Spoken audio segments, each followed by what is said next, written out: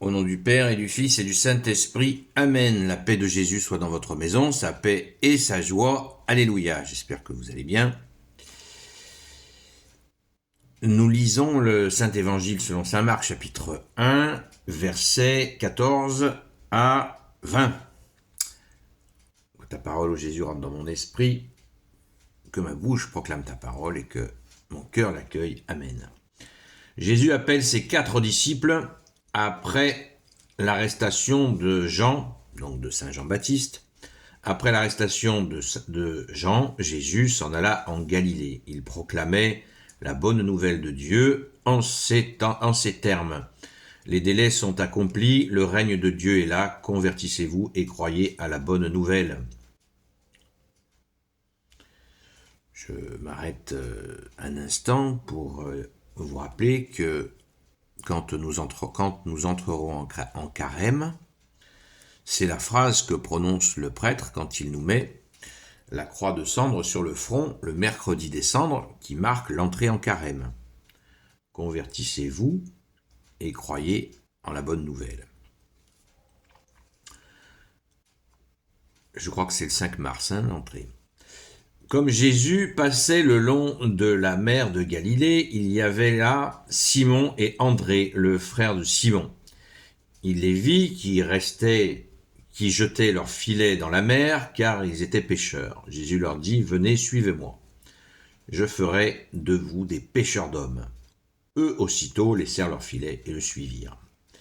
Un peu plus loin, Jésus voit Jacques, fils de Zébédée, et Jean, son frère. Ils sont eux aussi dans leur barque et ils arrangent leurs filets. Jésus les appelle, aussitôt ils laissèrent leur père Zébédée dans la barque avec les salariés et ils commencent à le suivre. Merci Jésus. Alors,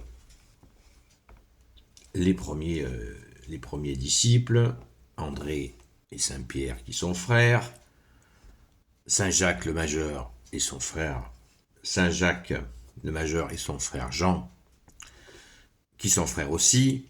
C'est vraiment une histoire de famille, les apôtres de Jésus. Et c'est pas fini. Il y en a d'autres qui ont un lien de famille, notamment Barthélemy et Jude. Alors, est-ce qu'on va prendre au pied de la lettre ce qui nous est dit là? C'est que voilà, Jésus passe par là, il dit « Oh, Saint-André, Saint-Pierre, suivez-moi ». Les mecs, ils lâchent tout, ils arrivent. Est-ce que ça s'est fait du jour au lendemain, ça, sans qu'ils les connaissent, sans qu'il ait déjà une relation avec eux, sans qu'il y ait préparation? Non. Même chose pour Saint Jacques et Saint Jean, qui sont des cousins de Jésus. Donc, pareil, ils ont déjà fait toute la connaissance que Jésus est bien le Messie définitif, annoncé depuis au moins 900 ans par Isaïe, le prophète Isaïe. Donc alors certains ne comprennent pas comment des hommes, des pêcheurs de poissons peuvent être ainsi dans la compréhension spirituelle.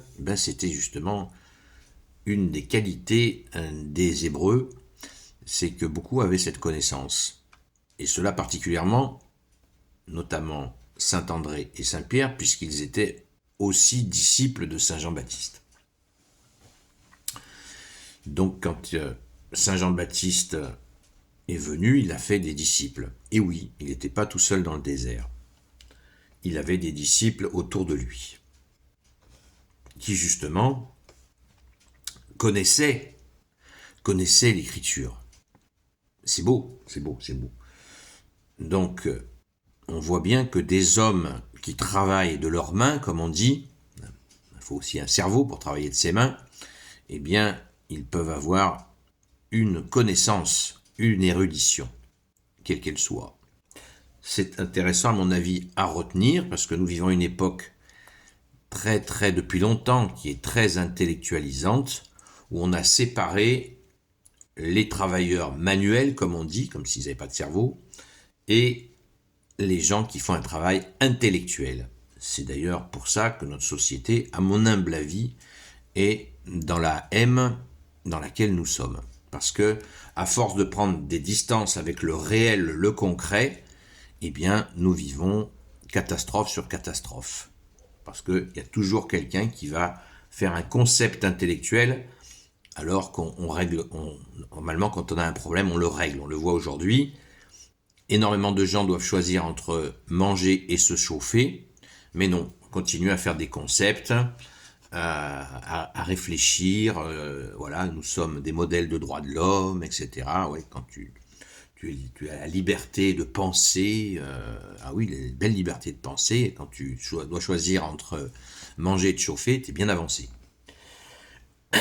Bref, tout ça, vous allez me dire, ça n'a aucun rapport avec ce que nous lisons. Bien au contraire, Jésus est né justement dans ce milieu-là, dans cette Galilée très pauvre, la plus pauvre d'Israël, et il a travaillé de ses mains, c'est un travailleur manuel, comme on dirait aujourd'hui, et avec Saint Joseph, bien sûr, et il a vécu cette condition d'homme qui travaille de ses mains. Il n'a pas triché Jésus, il a été travaillé avec Saint Joseph.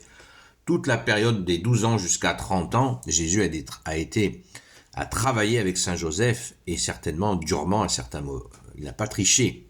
C'est bien réel. Il ne faisait pas une prière pour faire apparaître des pièces d'or. Il a vraiment vécu. Il faut vraiment se sortir de cette image-là, de Jésus qui triche, et qui utilise sa divinité pour... voilà. Non, c'est pas sérieux. C'est bien, Jésus s'est pas moqué de nous. Tout ce qu'il a fait, il a vraiment fait l'homme. Il a été homme, ne l'oublions pas. Donc, dans cet appel des premiers apôtres, à mon avis, il est important de se rappeler cela, car ils ont tous un point commun, et d'autres encore, que ce sont des gens qui travaillent de leurs mains et qui réfléchissent et qui sont tournés vers Dieu le Père de Jésus, jusqu'à ce qu'il rencontre, et le Père de Jésus et ses prophètes, jusqu'à ce qu'il rencontre, au moment de Saint Jean-Baptiste, le dernier prophète, le Messie tant attendu. Alléluia. Merci Jésus pour cette bonne nouvelle que tu es. Alléluia. Gloire au Père, au Fils et au Saint-Esprit, maintenant et toujours et pour l'éternité. Amen. Ô Jésus, toi qui peux tout et qui portes tout, toi le Sauveur, toi l'Emmanuel, je te confie toutes celles et ceux qui regarderont cette vidéo, qui l'écouteront, ainsi que leurs proches, selon ta volonté, ô Jésus.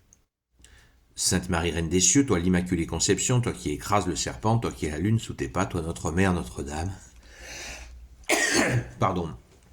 Saint Joseph, toi le juste et le saint, toi le sage, toi la terreur des démons, toi le saint gardien de la Sainte Église catholique apostolique.